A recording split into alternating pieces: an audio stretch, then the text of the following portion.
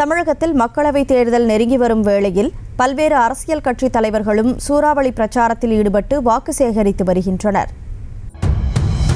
மதுரை மாவட்டம் மேலூர் பகுதியில் நாம் தமிழர் கட்சி வேட்பாளர் சத்யா தேவியை ஆதரித்து அக்கட்சியின் ஒருங்கிணைப்பாளர் சீமான் திறந்த வேனில் பரப்புரை மேற்கொண்டார். அப்போது முயற்சி எடுக்க வேண்டும், முடிவு பண்ணி பார்க்க வேண்டும் என பொதுமக்களிடம் அவர் பாட்டு பாடி வாக்கு சேகரித்தார். முயற்சி எடுக்க வேண்டும், முடிவு பண்ணி பார்க்க வேண்டும். முயற்சி எடுக்க வேண்டும், முடிவு பண்ணி பார்க்க வேண்டும். என் மக்கள் எல்லாம் ஒன்னா சேர்ந்து ராசாக்கா மைக்கு சின்னத்தில ஓட்டு போடணும் ஐயாக்கா. பிரதமர் தமிழை மதிப்பவராகவும் தமிழ் மக்களை நேசிப்பவராகவும் இருந்தால் பாராளுமன்ற கல்வெட்டில் தமிழ் இருந்திருக்க வேண்டும் என குற்றம் சாட்டிய சீமான், கால்நடை வளர்ப்பை அவமானமாக கருதும் உளவியல் நோயை போக்க அதனை அரசு பணியாக்குவேன் என வாக்குறுதி அளித்தார். புதிதாக நீங்கள் கட்டித்திறந்த பாராளுமன்றத்தில் வாசனை வைத்திருக்கிற கல்வெட்டிலே இந்தி இருக்கிறது, செத்து போன சமஸ்கிருதம் இருக்கிறது, இங்கிலீஷ் இருக்கிறது, என்னுயிர் தமிழ் மொழி தாய்மொழி எங்கே இருக்கிறது? நீங்கள் உண்மையிலேயே தமிழரை மதிப்பதாக இருந்தால் அந்த இடத்தில் என் தாய்மொழியில் ஒரு கல்வெட்டு இருந்திருக்க வேண்டும். புதுச்சேரி மக்களவை தொகுதியில் இந்தியா கூட்டணி கட்சிகள் சார்பில் போட்டியிடும் காங்கிரஸ் வேட்பாளர் வைத்திலிங்கத்தை ஆதரித்து கிழக்கு மாட வீதி சந்திப்பில் பேசிய அமைச்சர் உதயநிதி, வைத்திலிங்கத்திற்கு போடும் ஓட்டு கை சின்னத்திற்கு போடும் ஓட்டு, மோடிக்கு வைக்கும் வேட்டு என்றார். கை சின்னம் மட்டும்தான் தெரியணும். அந்த கை சின்னத்துக்கு பக்கத்துல ஒரு பட்டன் இருக்கும், நீல கலர் பட்டன் இருக்கும். அந்த பட்டன்ல அமுக்குறீங்களே ஒரு ஓட்டு, அந்த பட்டன்ல வைக்கிறீங்களே ஒரு ஓட்டு, அதுதான் நரேந்திர மோடிக்கு நம்ம வைக்கிற வேட்டு.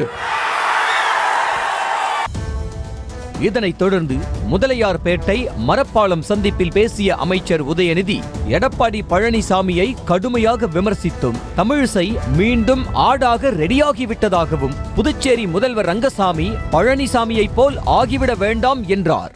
திரு பழனிசாமி அவர்களே, நீங்க ஓபிஎஸ் பார்த்தா வேற மாதிரி பேசுவீங்க, மோடியை பார்த்தா தரையில் விழுந்துருவீங்க, அமித்ஷாவை பார்த்தீங்கன்னா குட்டிக்காரன் நடிப்பீங்க, சசிகலாவை பார்த்தீங்கன்னா என்ன பண்ணுவீங்கன்னு உங்களுக்கே தெரியும். அவங்க தான் துரத்தி அமுச்சு விட்டீங்களே. அவங்க இங்கே இருந்தவர், அவங்க அது பாஜகவில் இருந்தால் என்ன தெரியுமா சௌகரியம், ஒரு வசதி, தேர்தலில் நிற்க வைப்பாங்க, கண்டிப்பாக தோத்துருவாங்கன்னு தெரியும், உடனே தூக்கிட்டு கொண்டு போய் ஏதாவது ஒரு மாநிலத்தில் ஆளுநர் ஆக்கிடுவாங்க. அப்படி வந்து அவங்கள ஆளுநர் தான் அக்கா தமிழிசை அக்கா அவர்கள். இங்கே இருக்கக்கூடிய புதுவை முதலமைச்சர் திரு ரங்கசாமி அவர்களுக்கு ஒரே ஒரு வேண்டுகோள், நீங்கள் முதல்வர் ரங்கசாமி அவர்களே, நீங்கள் புதுச்சேரியுடைய பாதம் தாங்கி பழனிசாமி ஆகிவிடாதீர்கள். அப்போது கூட்டத்தில் இருந்த மக்கள் செங்கல் எங்கே என கேட்க, இந்த விவகாரம் புதுச்சேரிக்கு வந்துவிட்டதா என்ற உதயநிதி, நீங்கள் கேட்டதால் செங்கலை எடுத்து காண்பிக்கிறேன் என மதுரை எய்ம்ஸ் கட்டுமான செங்கலை எடுத்து காண்பித்தார். அப்படி பார்த்தா தமிழ்நாட்டில் ஃபேமஸ் ஆகும் நினைச்சேன், இப்ப பார்த்தா இந்தியா முழுக்க ஃபேமஸ் ஆயிடுச்சு, இப்ப பாண்டிச்சேரியிலே ஃபேமஸ் ஆயிடுச்சு. வச்சது ஒரே ஒரு கல்லுமா, வச்சு 5 வருஷம் ஆச்சு, இது வரைக்கும் ₹1 கூட ஒதுக்கீடு பண்ணல. வச்சது ஒரே கல்லு, அந்த ஒரே கல்லை நான் புடுங்கிட்டு வந்துட்டேன். இதுதான் திரு மோடி அவர்களும் திரு பாதம் தாங்கி பழனிசாமி அவர்களும் மதுரையில 2019ஆம் ஆண்டு ஜனவரி 27ஆம் தேதி வச்ச கல்லு.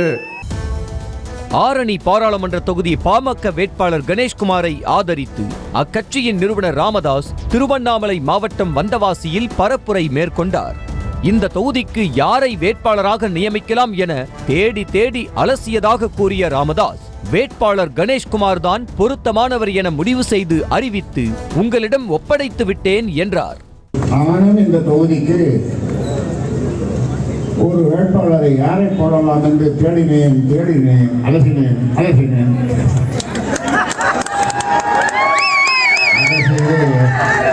இவர் பெயர்தான் எனக்கு பொருத்தமானவர் என்று தோன்றியது.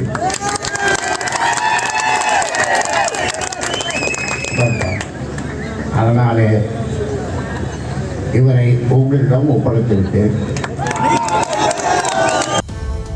மதுவை ஒழிக்கவும் விவசாயிகளின் பிரச்சனைகளை தீர்க்கவும் பாமக பாடுபட்டு கொண்டிருப்பதாக கூறிய ராமதாஸ், பிரதமர் மோடி மீண்டும் பிரதமராக பாமக வேட்பாளருக்கு அனைவரும் மாங்கனிக்கு வாக்களிக்க வேண்டும் என்றார்.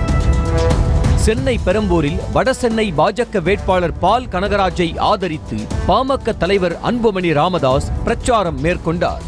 அதிமுகவிற்கு உயிர் கொடுத்து எடப்பாடி பழனிசாமியை முதலமைச்சராக தொடர வைத்ததுதான் பாமக செய்த துரோகமா என இபிஎஸ்க்கு கேள்வி எழுப்பிய அன்புமணி ராமதாஸ், அதிமுக திமுகவிற்கு கொள்ளையடிப்பது ஒன்றே நோக்கம் என்றும் தமிழகத்திற்கு தொலைநோக்கு திட்டங்களை கொண்டுவர தாமரைக்கு வாக்களிக்க வேண்டும் என்றார். தயவு செய்து எங்களுக்கு வாக்களியுங்கள். உங்கள் பிள்ளைகளை, உங்கள் குழந்தைகளை, அடுத்த தலைமுறையை காப்பாற்ற வேண்டும். ஏன்னா இந்த இரு கட்சிகளுக்கும் அந்த பற்றி எந்த எண்ணமும் கிடையாது.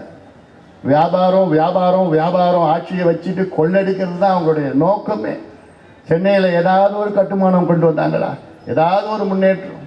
அதுவும் வட சென்னையில் ஏதாவது ஒரு முன்னேற்றம்? செய்திகளை உடனுக்குடனும் துல்லியமாகவும் தெரிந்து கொள்ள சப்ஸ்கிரைப் பண்ணுங்க.